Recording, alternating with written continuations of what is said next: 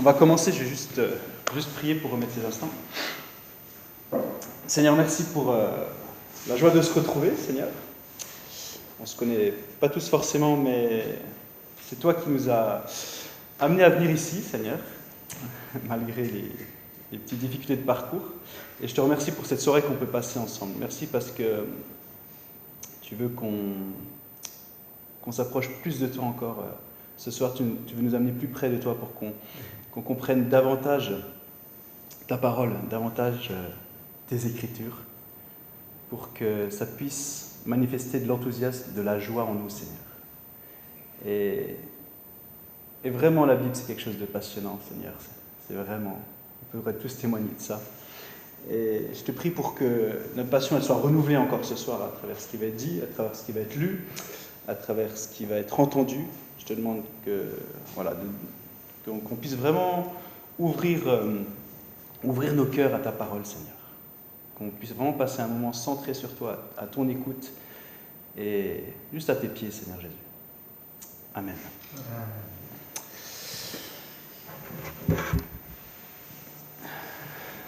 Alors, je pense que vous avez tous une Bible ici, normalement. On peut tous avoir une, voilà. Il y en a qui sont consciencieux. Vous pouvez la sortir, il n'y a pas de souci. On va lire quelques passages dedans. Il ne faut pas trop que je m'écarte de là, c'est vrai.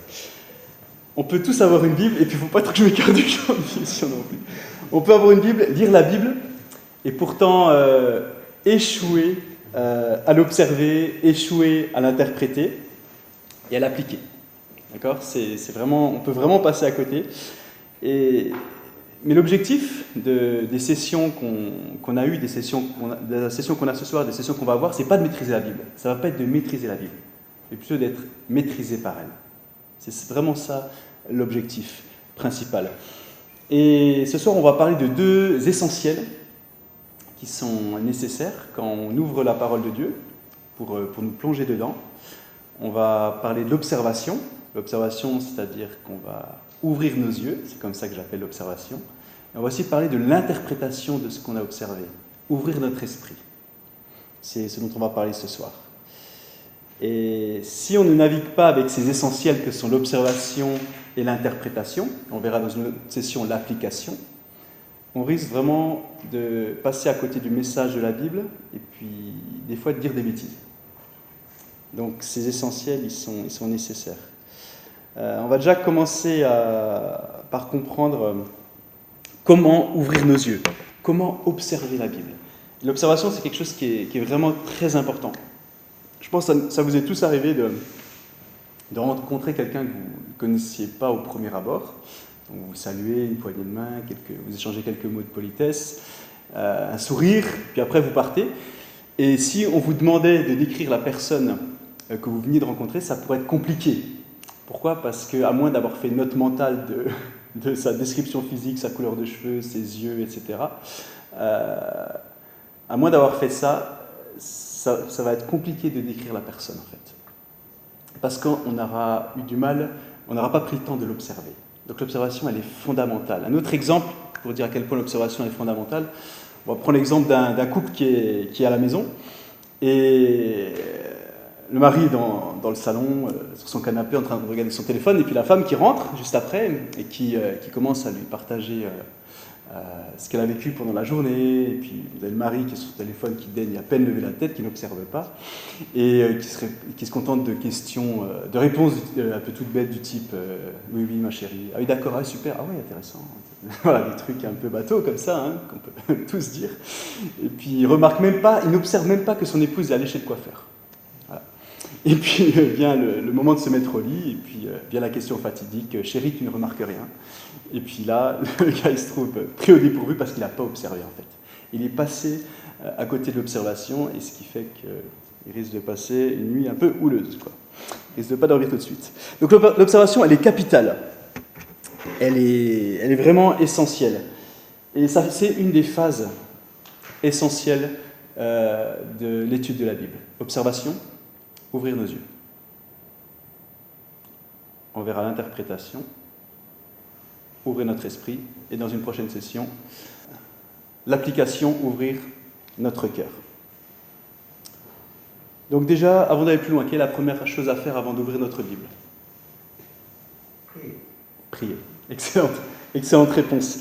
Avant de lire la Bible, la prière, on veut demander au Saint-Esprit de nous aider. Donc c'est vraiment un préalable à faire avant d'ouvrir la Bible. Psaume 119, verset 18, David dit « Ouvre mes yeux pour que je contemple les merveilles de ta loi. » Il y avait le docteur Dell qui était un brillant enseignant de la Bible. Il expliquait aux gens comment étudier la parole de Dieu.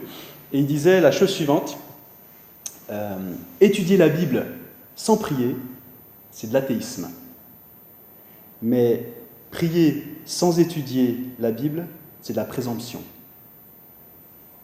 Et certaines personnes pensent que tout ce qu'on a à faire, en fait, quand on prend la Bible, c'est prendre plein de bouquins sur un bureau, empiler plein de livres, des Bibles à parallèles, des concordances, des atlas, des dictionnaires, plein de choses comme ça, et puis qu'il faut se plonger dans tous ces livres pour pouvoir étudier correctement la Bible. Puis vous avez d'autres gens qui vont vous dire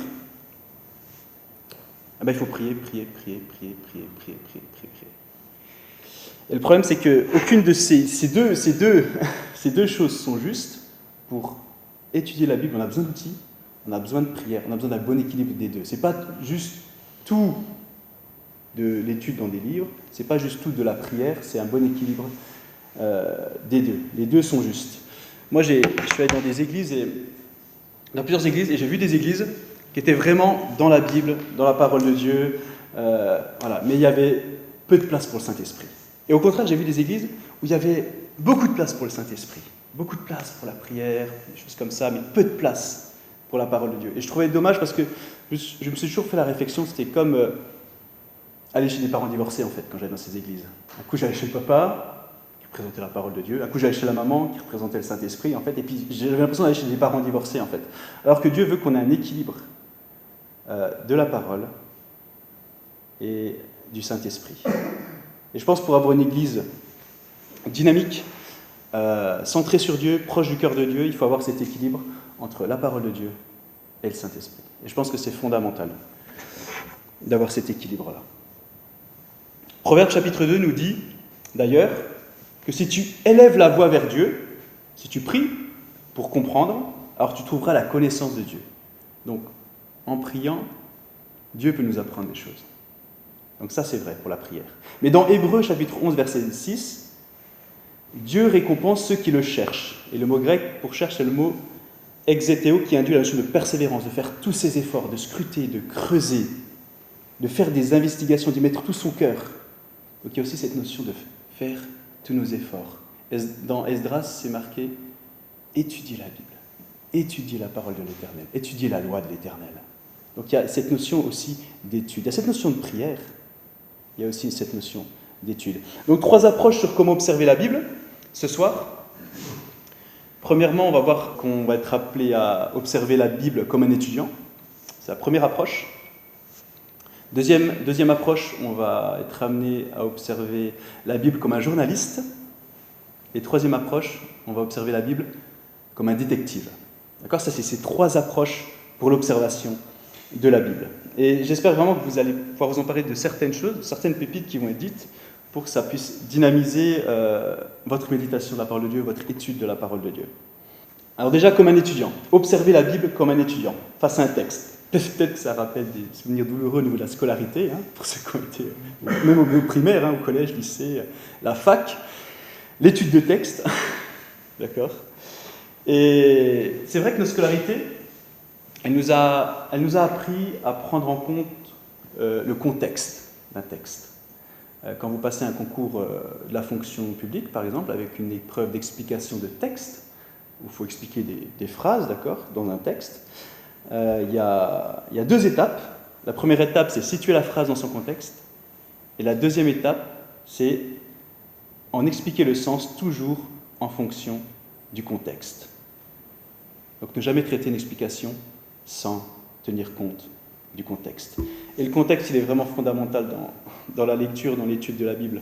Parce que la plupart des malentendus à propos de la Bible, la plupart des erreurs doctrinales, la plupart des fausses doctrines qui émergent, c'est parce qu'on prend des textes hors du contexte. Donc le contexte, c'est fondamental dans l'étude de la parole de Dieu. Fondamental. On peut faire dire n'importe quoi à la Bible si on ne prend pas en compte le contexte. N'importe quoi. Moi, je vais vous prendre par exemple, un exemple. Un exemple limpide, très simple. On n'a pas le temps d'aller dans le texte compliqué parce que, au moins, ça, c'est des enseignements qui durent 4-5 heures, que je pourrais faire en 4-5 heures, mais on n'a pas le temps ce soir, donc je fais un condensé, donc je vais vite. Je vais vous donner un exemple d'une phrase tirée de son contexte. Psaume 14, verset 1.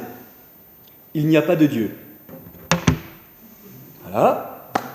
Petit exemple facile de phrase tirée de son contexte. Voilà. Donc je prends un verset comme ça au hasard. Il n'y a pas de Dieu. Voilà. Et là, je prends à contre-pied tout l'enseignement de la Bible avec juste un verset tiré hors du contexte. Je vais vous lire maintenant dans le contexte. D'accord ? Donc, vous voyez, on peut prendre la Bible simplement, on peut échafauder toute une théorie, comme quoi Dieu n'existerait pas. Absurde. Mais on va prendre tout le verset. Au chef des cœurs de David, le fou dit dans son cœur, il n'y a pas de Dieu. Ils se sont corrompus, ils ont commis des actions abominables, il n'y en a aucun qui fasse le bien. Donc, dans le contexte, ça a plus de sens. Un autre exemple connu, Jean 3,16. Car Dieu a tant aimé le monde qu'il a donné son Fils unique afin que quiconque croit en lui ne périsse point, mais qu'il ait la vie éternelle. D'accord ? On connaît tous cette grande promesse de Jean 3,16. Mais souvent, elle est balancée comme ça. Et si on reprend le contexte, dans le contexte, Jésus parlait à un pharisien nommé Nicodème. Ce fameux Nicodème, il luttait avec des grandes vérités concernant l'Écriture, il avait besoin d'éclaircissement.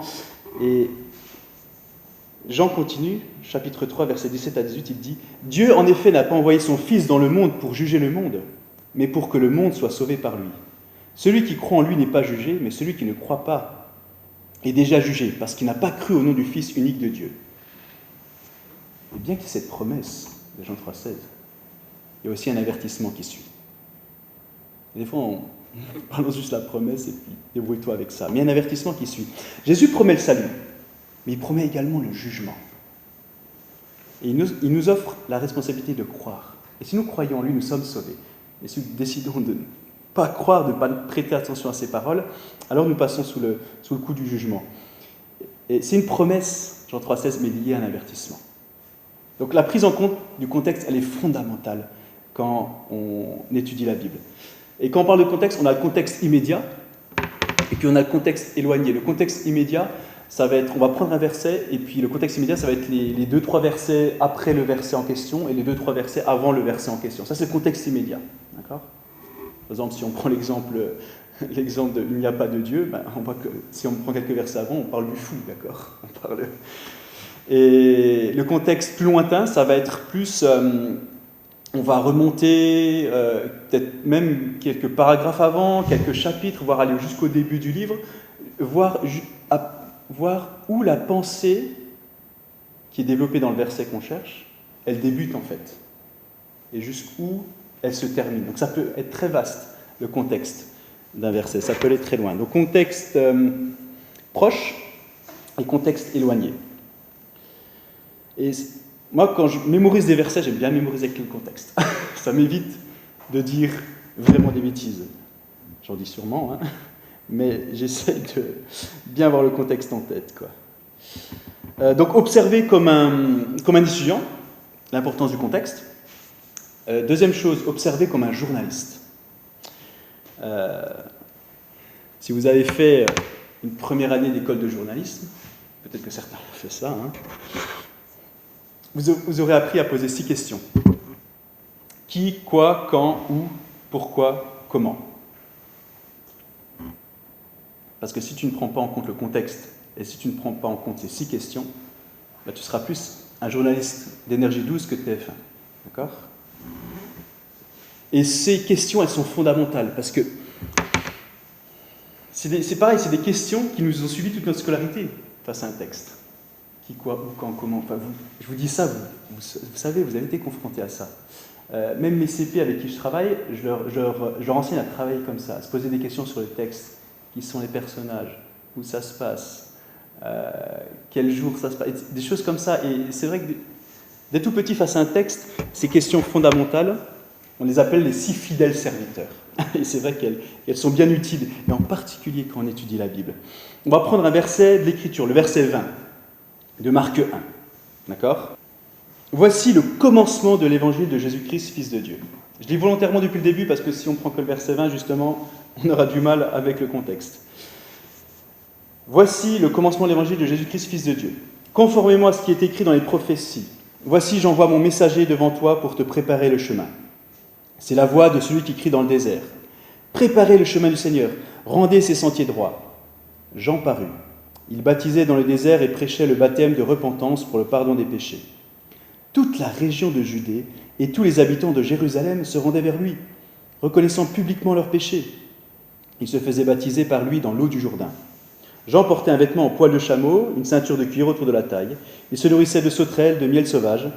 Il proclamait « Après moi vient celui qui est plus puissant que moi, et je ne suis pas digne de me baisser pour détacher la courroie de ses sandales.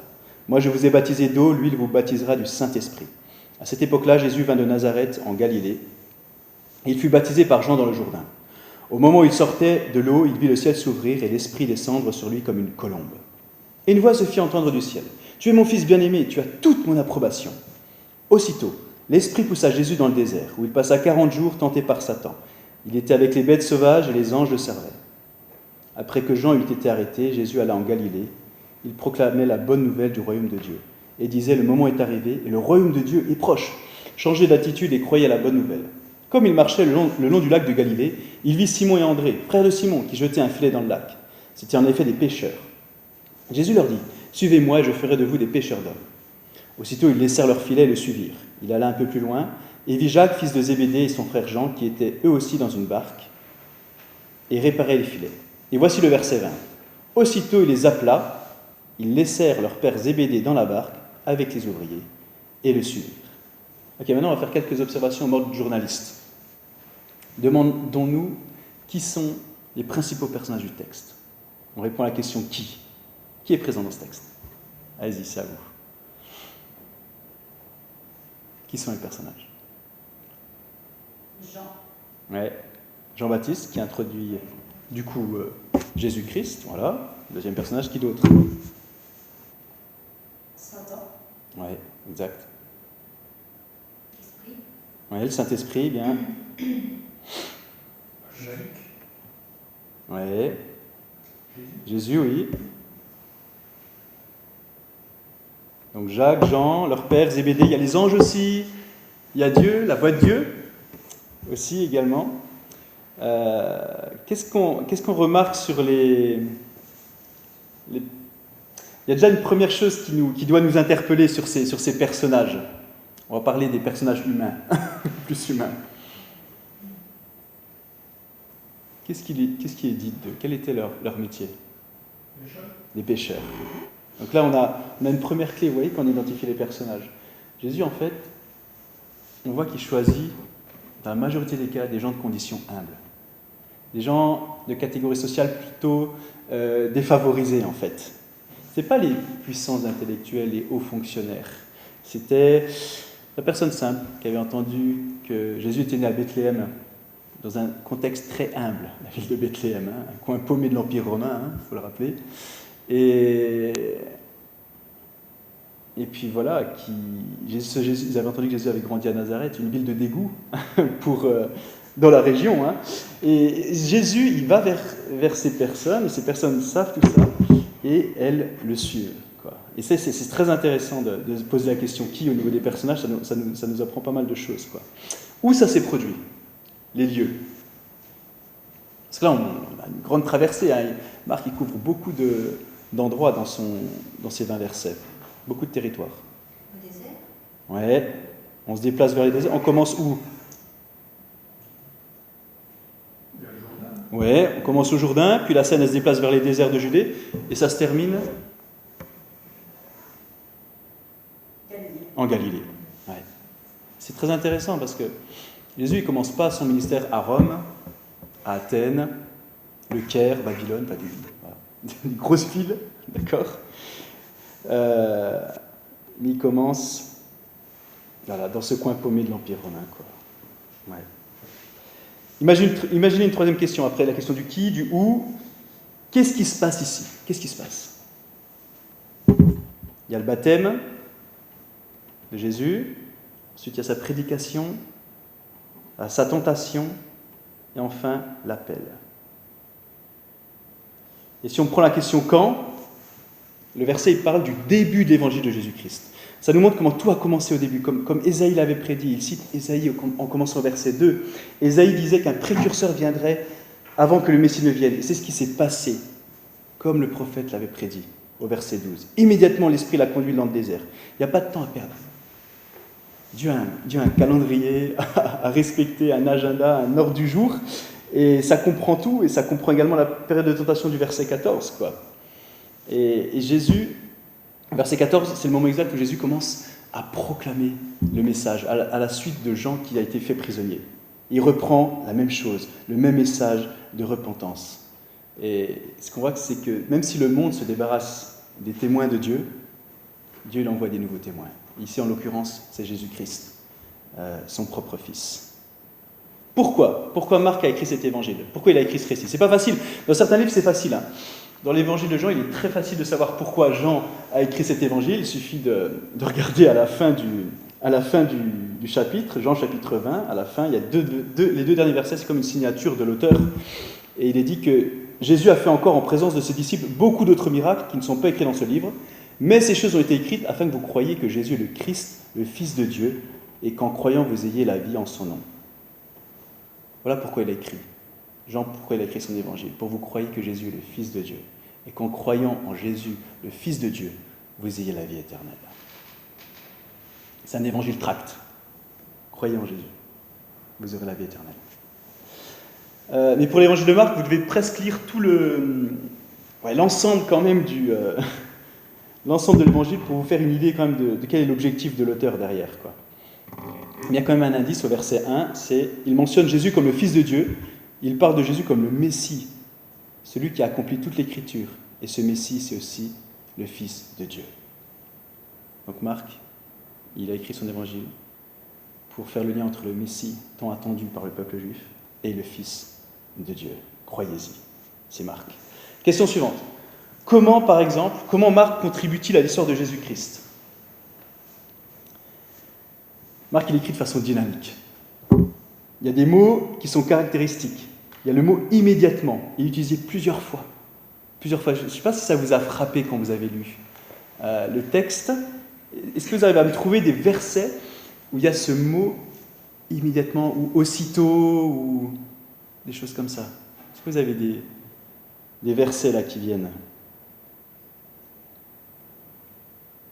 Verset 12, aussitôt. Ouais, aussitôt, verset 12.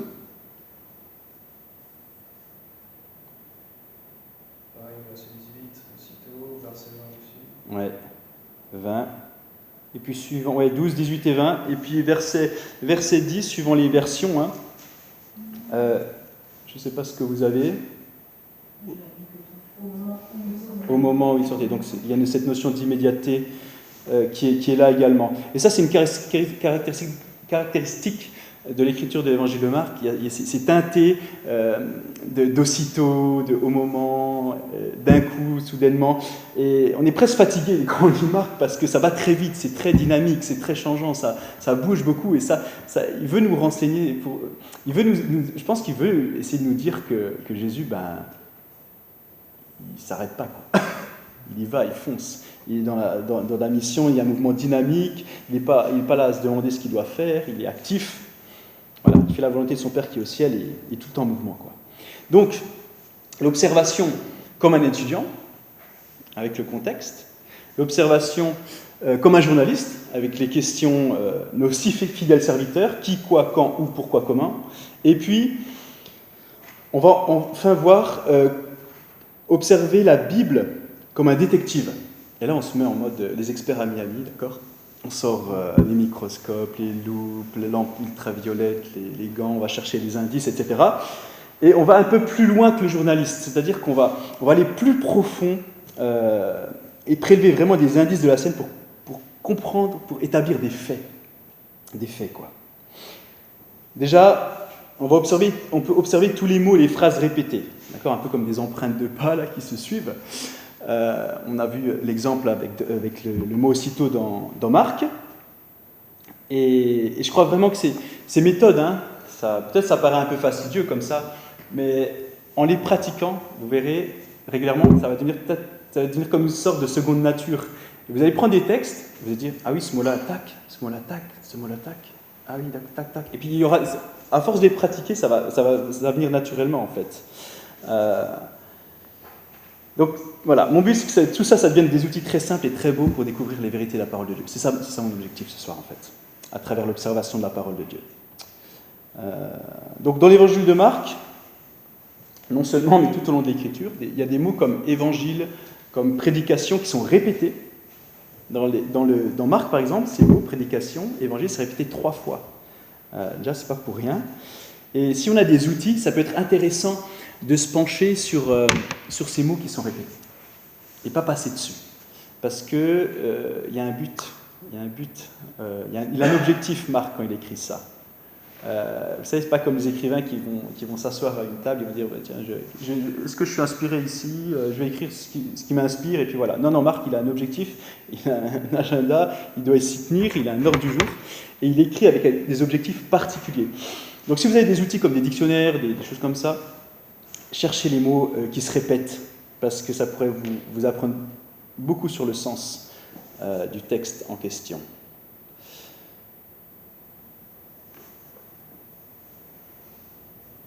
Donc voilà, il y a des mots comme ça qui sautent aux yeux. Quel mot-clé dans 1 Corinthiens chapitre 13, par exemple? Vous connaissez. L'amour. L'amour est patient, l'amour n'en s'enfle. Pas d'orgueil, il n'envie pas, supporte tout. Et ça, c'est clair, dans 1 Corinthiens 13, c'est le mot amour. Il le mentionne tant de fois que c'est assez limpide. Dans Hébreux 11, la foi, pareil. La foi. C'est utilisé tout au long de l'épître. Donc, observez les mots, les phrases qui se répètent, les mots un peu étranges, vous savez, les mots un peu étranges comme propriation, sanctification, repentance, parce que c'est les notions clés dans toute l'écriture. Le mot repentir, il est assez inhabituel d'ailleurs pour les Français, pas pour les Français, mais... Et c'est vrai que si on interrogeait les gens et on leur demandait d'évoquer ce qui évoque pour vous le mot repentir, peut-être qu'il y a des gens qui vont dire c'est marcher pieds nus dans le désert avec une peau de chameau, je sais pas, c'est se réfugier dans un monastère, prier avec des milliers de bougies autour de soi, je sais pas, voilà, il peut y avoir des trucs assez farfelus qui peuvent venir en tête. Voilà, donc n'hésitez pas à chercher ces mots dans des outils, dans des dictionnaires bibliques, parce que vous trouverez un résumé de ce mot dans l'Ancien Testament. Qu'est-ce que ça veut dire dans l'Ancien Testament? Qu'est-ce que ça veut dire dans le Nouveau Testament? Et quel est le lien qui est fait entre l'Ancien et le Nouveau Testament? Le mot repentir, en grec, ça signifie vraiment changer d'avis. Ça induit vraiment la notion d'une sorte de virage à 180 degrés. On était une voiture on allait dans cette direction et paf, on fait un virage à 180. On va dans une direction qui était à l'opposé de notre vie d'avant. C'est pas juste on demande pardon, c'est vraiment, il y a tout un style de vie qui change à 180. C'est ce qui est associé à cette notion de repentir. Donc voilà, chercher ces termes dans des dictionnaires bibliques, ça éclaire vraiment notre compréhension des termes bibliques. Donc voilà, quand on observe comme un détective, on s'arrête sur les mots qui se répètent, les mots-clés, les mots inhabituels, mais aussi les contrastes. D'accord? Exemple de contraste, je n'ai pas fait exprès, mais j'ai un pantalon beige, puis j'ai un polo plus sombre, Donc il y a un contraste entre le clair et le sombre. Et étudier les contrastes dans la Bible, c'est très, très, très important. Ça a vraiment de l'impact, et l'auteur le fait dans un but précis, Si on prend les versets 2 et 3 là, de notre chapitre de Marc, c'est écrit conformément à ce qui est écrit dans les prophètes. Voici, j'envoie mon messager devant toi pour te préparer le chemin. C'est la voix de celui qui crie dans le désert. Préparez le chemin du Seigneur, rendez ses sentiers droits. Il y a une comparaison délibérée entre le messager de Dieu, d'accord, Jean-Baptiste, et le Seigneur Jésus qui arrive. Il y a ce contraste entre le serviteur du Maître et le Maître.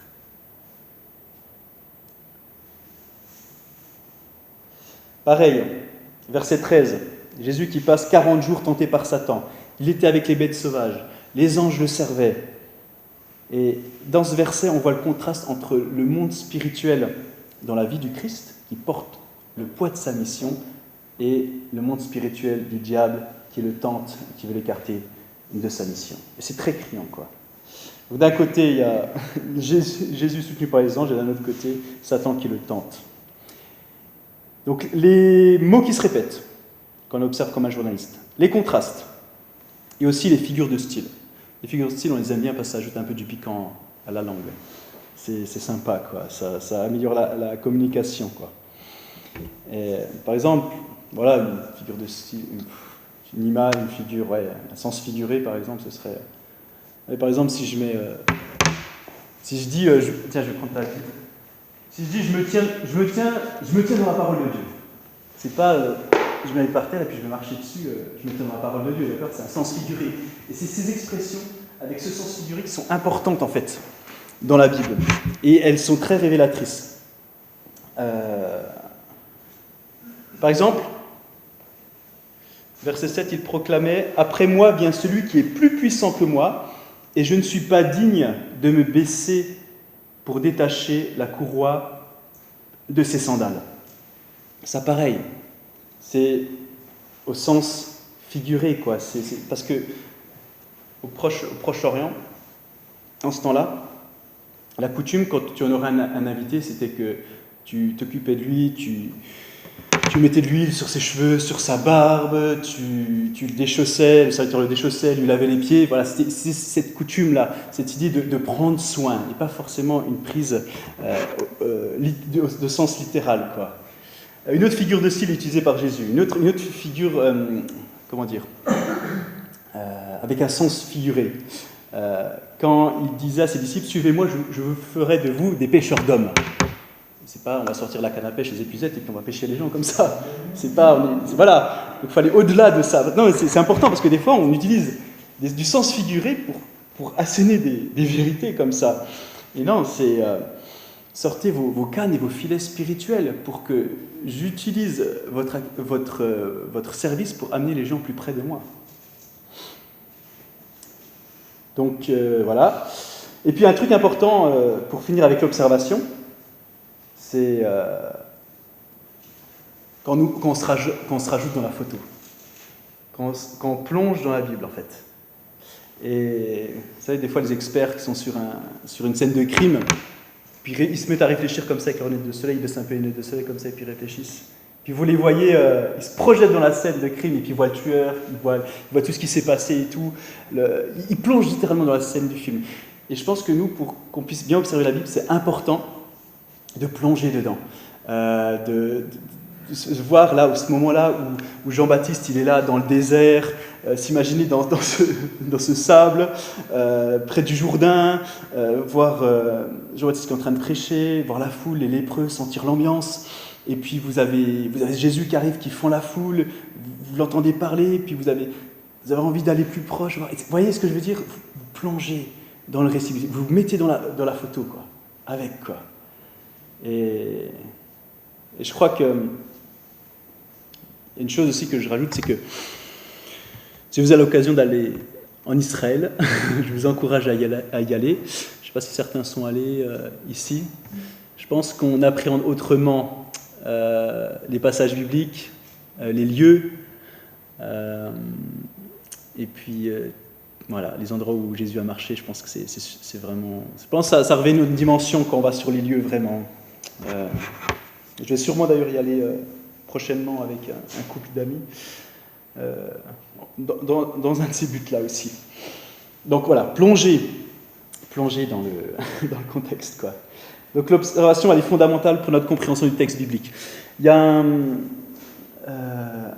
grand évangéliste qui s'appelle Barker, qui a laissé une illustration intéressante par rapport à cette idée de pas survoler la Bible, mais observer et plonger dedans. Il disait qu'un jour, il regardait par la fenêtre de son jardin. Il regardait son jardin, il y avait un massif de fleurs. Et il disait que j'ai vu premièrement un papillon qui se posait sur une fleur. Ça durait 1 ou 2 secondes. Puis après, il allait sur une autre, et sur une autre, et sur une autre, et sur une autre. Puis il est parti. Puis après, j'ai vu un botaniste qui est venu avec son carnet. Il a commencé à regarder attentivement les fleurs, il a commencé à prendre des notes, il a comment, voilà, il a un peu touché, il les a un peu examinés, il a passé plus de temps que le papillon pour faire tout ça, et à la fin il a fait tous ses croquis, et puis il est reparti avec son carnet sous le bras. Et puis pour finir, j'ai vu une abeille qui venait pour butiner, et qui rentrait dans la fleur et qui s'enfonçait profondément dans la fleur, et qui restait longtemps pour en extraire le délicieux nectar. Et voilà, cette image pour vous dire que le but, c'est d'observer la Bible pour, comme cette abeille, en extraire le délicieux nectar qui va avoir de l'impact sur nous et sur notre entourage, et s'en délecter, quoi. Donc, observons comme une abeille qui choisit la fleur et qui s'enfonce profondément dedans pour extraire tout le pollen. Et voilà, que nous plongions dans la parole de Dieu. Mais toutes ces observations, justement, donc faisons comme l'abeille, faisons pas comme le papillon qui survole et qui passe à autre chose, faisons pas comme le botaniste qui repart avec toute son observation avec son carnet sous le bras. Mais qu'est-ce qu'on fait de ce qu'on a observé maintenant ? Qu'est-ce qu'on fait ? Donc, on a observé, on a ouvert nos yeux. Maintenant, ce qu'on va faire de ça, c'est qu'on va l'interpréter. On va ouvrir notre esprit. Après avoir ouvert notre cœur, on va ouvrir notre esprit en interprétant les choses, dans un but de les appliquer à notre vie personnelle. Alors, c'est sûr que dans la Bible, il y a des passages difficiles. C'est sûr qu'il y a des passages plus difficiles pour l'extraction de nectar que d'autres. D'accord ? Mais Mark Twain, il a dit un jour, c'est un évangéliste, il a dit un jour que c'est pas tant les choses que je ne comprends pas de la Bible qui me dérangent. C'est pas ce que je comprends pas qui me dérange. C'est les choses que je comprends et que je ne mets pas en pratique qui me dérangent. Il y a tellement à faire avec ce qu'on comprend que je pense qu'on peut, pour l'instant, les choses qu'on ne comprend pas, voilà, on peut remettre un peu plus tard. Moïse nous a dit dans Deutéronome chapitre 29, verset 29, « Les choses cachées sont à l'Éternel notre Dieu, les choses révélées sont à nous et à nos enfants à perpétuité, afin que nous mettions en pratique toutes les paroles de cette loi. » Donc maintenant, on va ouvrir notre esprit pour interpréter les choses. Donc quelques règles d'interprétation de l'Écriture. On va voir cinq choses qui vont nous aider à trouver la bonne façon pour interpréter un texte. On va faire de l'herméneutique, ça s'appelle. C'est un terme un peu barbare. Herméneutique, ça vient du dieu grec Hermès, qui était le messager des dieux. Et son but, c'était qu'il y ait une bonne communication entre les dieux du Panthéon et le commun des mortels. Il était l'interprète des dieux et des mortels. D'où le terme herméneutique pour l'interprétation des textes. Voilà, vous aurez quelque chose pour briller à l'occasion d'un dîner. Donc 5 principes pour bien interpréter un texte. Le contexte, on vient d'en parler, donc ça va aller très vite. Deuxième chose, l'importance des mots. Troisième chose, la grammaire. Quatrième chose, la toile de fond, l'arrière-plan du texte. Et cinquième chose, l'unité. Donc contexte, les mots, la grammaire, la toile de fond, arrière-plan. Et numéro 5, l'unité. Le contexte, je vais passer très vite, mais je vais juste rajouter une petite anecdote qui me vient. Juste pour illustrer le fait qu'on peut vraiment dire n'importe quoi quand on prend des choses hors contexte. J'entendais dernièrement l'histoire d'un couple qui racontait qu'ils avaient été dans une église où les gens disaient tu dois être prospère, tout doit te réussir, voilà, tu ne dois pas être malade, voilà. Et si il y a quelque chose qui bloque pour toi, c'est que tu n'es pas un assez bon chrétien. Je schématise, je caricature, mais c'était quand même ça. Et puis, ils avaient un enfant, bas âge, qui est tombé malade. Et les gens de l'église, ils ont commencé à dire, c'est parce que vous avez péché que votre enfant est malade. Et puis après, l'enfant est allé à l'hôpital. Et les gens continuent en disant, mais il faut que vous demandiez pardon à Dieu, c'est pas normal qu'il soit malade, c'est que vous avez fait quelque chose de mauvais. Voilà. Puis l'enfant, il est mort. Et puis ils leur ont dit, c'est parce que vous avez des péchés non avoués dans vos vies que cet enfant est mort. Donc, une illustration après assez trash, mais qui montre bien que des fois, faire attention à ce qu'on dit, et que n'importe quel texte tiré hors du contexte peut devenir un dangereux prétexte pour faire dire n'importe quoi à la Bible. Et ça arrive bien plus souvent qu'on ne le pense. Donc le contexte, je passe vite, l'importance du contexte, on a bien parlé de l'observation. Toujours tenir compte du contexte proche, du contexte lointain des choses. Donc le contexte, pour bien interpréter, c'est fondamental. Deuxième chose, les mots. On en a aussi parlé dans l'observation. D'accord ? Les mots qui se répètent, c'est important d'y prêter attention. Mais qu'est-ce qu'ils veulent dire dans le texte ? Qu'est-ce qu'ils veulent dire ? Si je prends, par exemple, le mot lumière, est-ce qu'on parle de la source lumineuse du soleil ? Est-ce qu'on parle d'ondes électromagnétiques dans le spectre électromagnétique ? Est-ce qu'on parle d'une nuance de couleur, quelque chose qui est clair, quelque chose qui est sombre ? Même la Bible, elle utilise le mot lumière de plusieurs, avec des sens différents, dans des endroits différents, dans des contextes différents. Genèse 1 parle de la lumière du soleil, d'accord ? Et que la lumière soit, et la lumière fut. Et des fois, la lumière, on en parle avec un sens plus imagé. Quand Siméon il a vu Jésus venir comme un bébé au temple, il a levé sa voix, son adoration, il a dit « Maintenant, Seigneur, tu laisses ton serviteur s'en aller en paix, selon ta parole, car mes yeux ont vu ton salut. Salut que tu as préparé devant tous les peuples, lumière pour éclairer les nations, et gloire d'Israël, ton peuple. » On a le même mot utilisé différemment dans des endroits différents. Et on doit être conscient de ces mots qui n'ont pas le même sens. Pareil, faire attention au sens. Sinon, on peut dire n'importe quoi. Alors la plupart d'entre nous, je pense qu'on est assez conscient que la langue, elle est évolutive, qu'elle est fluide, qu'elle est changeante, qu'elle évolue sans cesse. Et les gens souvent demandent pourquoi il y a tant de traductions de la Bible. Parce que le langage, il change tout le temps. La langue, elle change tout le temps. Si je prends l'exemple d'une version de la Bible de 1611, si je prends un passage de Philippiens, chapitre 1, verset 29, j'en avais parlé une fois, que votre conversation soit en accord avec l'évangile de Jésus-Christ. D'accord ? Si on prend juste la version de 1611 comme ça, on n'a pas changé de version depuis, si on prend juste ça, en 1611, que votre conversation soit en accord avec l'évangile du Christ, si on lit comme ça, on pourrait se dire, finalement, pour être en accord avec l'évangile de Jésus, j'ai juste à faire attention avec ce qui sort de ma bouche, et je serai OK avec cette parole. Sauf qu'en 1611, le mot conversation, ça faisait référence à l'attitude générale. D'accord ? Et c'est qu'au XVIIIe siècle que ça a pris le sens de discussion, le mot converser. Donc en 1611, conversation, ça voulait bien dire que toute votre conduite, votre pensée, vos paroles, vos actes, sont en accord avec l'évangile de Jésus-Christ. Donc il faut s'adapter à la langue dans laquelle on est aussi, pour ne pas dire n'importe quoi. Donc la langue peut changer radicalement, et puis heureusement qu'il y a des traductions de la Bible qui évoluent. Numéro 3, donc après le contexte, après les mots, le langage.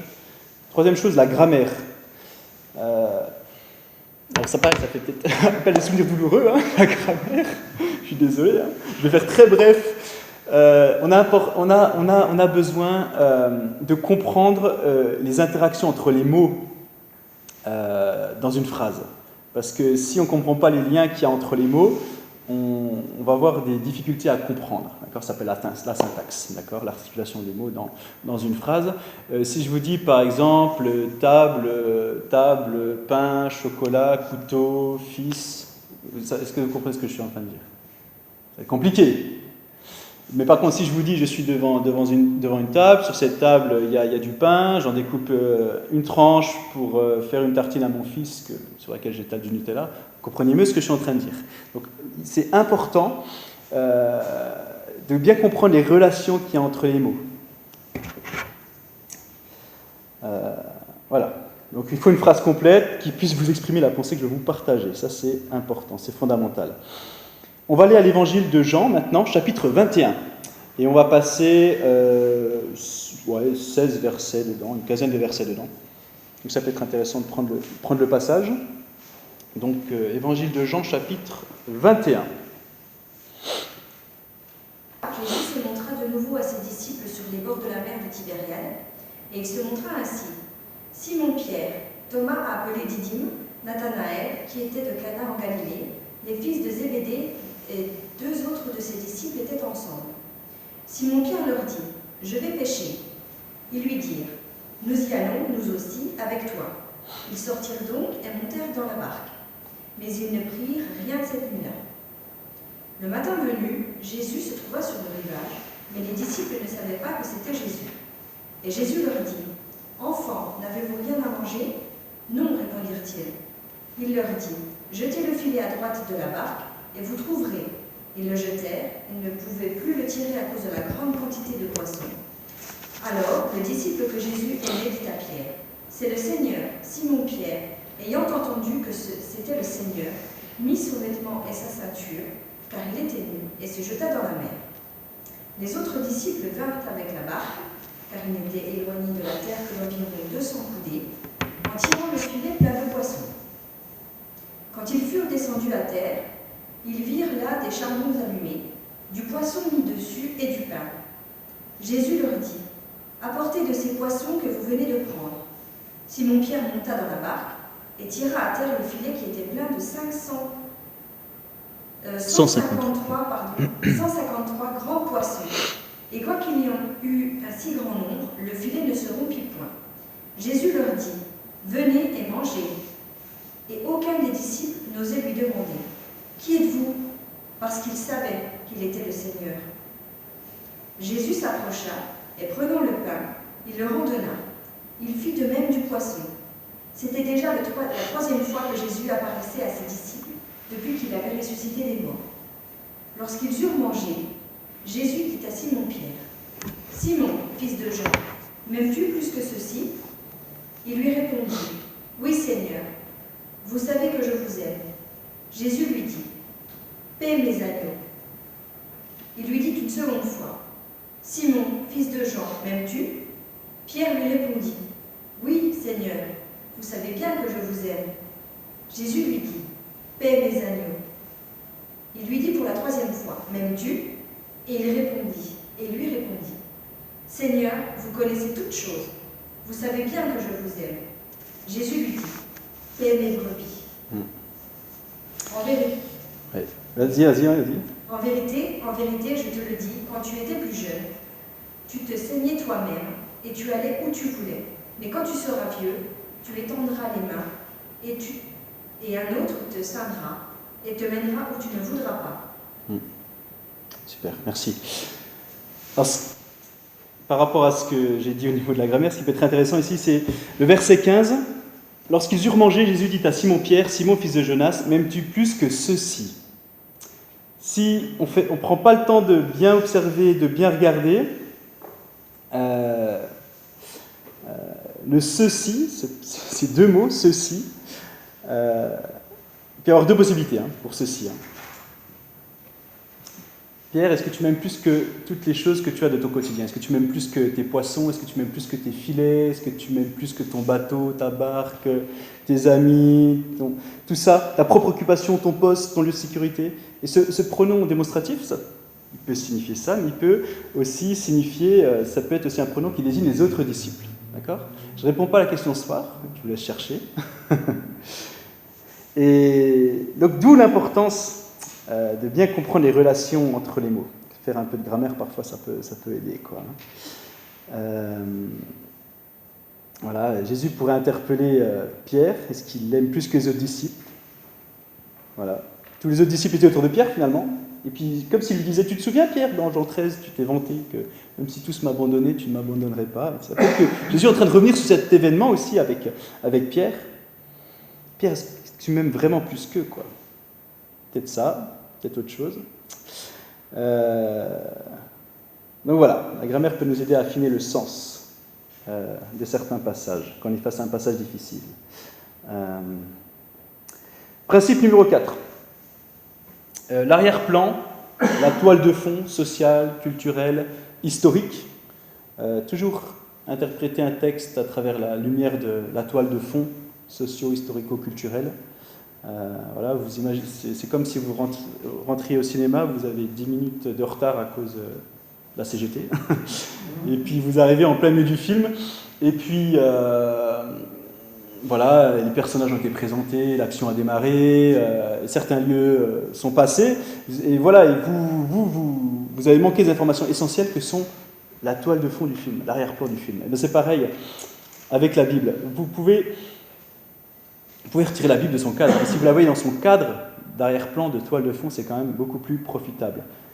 Parce que la Bible, ça s'est déroulé quand même dans une culture ancienne, avec les lois de la Bible, une société agraire, qui plantait beaucoup de choses, qui cultivait, il y avait du bétail, une culture nomade, une culture sémitique, une culture juive. Hein. Un monde complètement différent de notre société occidentale, avec toute cette technologie, tous ces réseaux, tous ces ordinateurs, toutes ces puces, voilà. Très différent du monde d'aujourd'hui. Donc c'est important. Voilà, l'eau de la ville, elle venait pas du robinet. Hein. On devait aller à une citerne, la chercher. Je veux dire, on est quand même loin de ce qu'on vit actuellement. Les vêtements, ils n'ont pas été achetés sur Internet, d'accord ? Ils ont été faits à la main. Voilà. Donc c'est important d'avoir ces éléments en tête quand vous interprétez la Bible, sinon on risque de dire des bêtises. Donc, importance de l'arrière-plan de la toile de fond. Quelle heure ? Ouais, je vais aller plus vite. Je vais finir avec le 5e principe que je vais couvrir rapidement. C'est quand j'interprète un passage, qu'est-ce que dit le reste de l'Écriture par rapport à ce passage ? Qu'en est-il de l'unité de toute la Bible ? Ça, c'est la dernière règle d'interprétation que vous pouvez mettre en place. C'est confronter votre passage à l'ensemble de ce que la Bible dit par rapport à la pensée que vous voulez développer. Quoi. C'est genre le contexte de développement ultime. Quoi. Voilà. Parce que si vous prenez un passage et vous dites « je pense que ça veut dire ça », mais si ça contredit tout ce que la Bible dit, ça ne va pas le faire. Quoi. Ouais, par exemple, je reprends l'exemple du début, il n'y a pas de Dieu. Vous prenez ça, vous voyez bien que ça contredit l'ensemble de la Bible. Donc, c'est important de confronter ce qu'on interprète au reste de la parole. Quoi. Voilà. Ça peut sembler un peu laborieux, hein, ce que je dis, mais je crois que pour pouvoir observer et interpréter correctement la Bible, je pense que c'est important de mettre en place des stratégies. Observer comme un étudiant l'importance du contexte. Observer comme un journaliste avec les 6 fameuses questions. Qui, que, quoi, dont, où, pourquoi, comment. Observer comme un détective les mots qui se répètent, le sens figuré, les contrastes, ces choses, les mots un peu compliqués aussi. Et pareil, quand on interprète, faire attention à des choses comme le sens des mots, la grammaire, la toile de fond historico-socio-culturelle et l'unité de toute la Bible. Quoi. Et plus vous travaillerez avec ces principes, plus la parole de Dieu elle va devenir concrète, réelle, et elle va se révéler à vous d'une manière nouvelle, en fait. Donc c'est important de travailler avec ces différentes approches. Je finis juste avec cette illustration. Thomas Edison, il avait un associé qui s'appelait Rosanov. Il travaillait sur des phonographes avec des cylindres en cire. C'est compliqué, je ne vais pas aller dans le processus. Et puis il passait ses journées, ses semaines, ses mois, parce qu'il n'arrivait pas en fait à copier un enregistrement sonore de qualité en fait. Et il disait mais comment je m'y prends avec ces cylindres, la cire ça va pas comme c'est fait et tout. Et puis ça lui prenait la tête pendant des semaines, des mois. Il n'arrêtait pas de penser à ça, son esprit était complètement embué. À force de travail, de recherche, de persévérance, l'idée lui est venue qu'il fallait utiliser des cylindres de cire ramollis, en fait, ce qui a permis de réaliser des enregistrements sonores de qualité. Et puis là, il a commencé à dire, à être enthousiaste, à crier partout, la cire, la cire, la cire, la cire, la cire, la cire. Parce qu'il avait, à force d'efforts et de persévérance, il avait enfin trouvé la solution. Et c'est pareil C'est pareil avec l'écriture, plus on se pose des questions, plus on se penche sur le contexte, plus on va réfléchir à des choses comme voilà, le lien entre les mots, le sens des mots, l'importance de la toile socio-historico-culturelle, l'unité de l'écriture, plus ça va nous enthousiasmer et on pourra dire comme Rosanov, l'associé, la Bible, la Bible, la Bible. Parce qu'elle guidera notre vie. Elle guidera notre vie vraiment, qu'on en saisira pleinement son sens.